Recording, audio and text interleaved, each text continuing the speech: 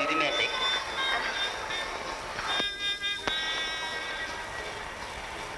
都唔知食咩好。隨便。我乳鴿啦，呢度乳鴿好聞命噶。係啦。嚇？唔啱叫個葡國雞啊！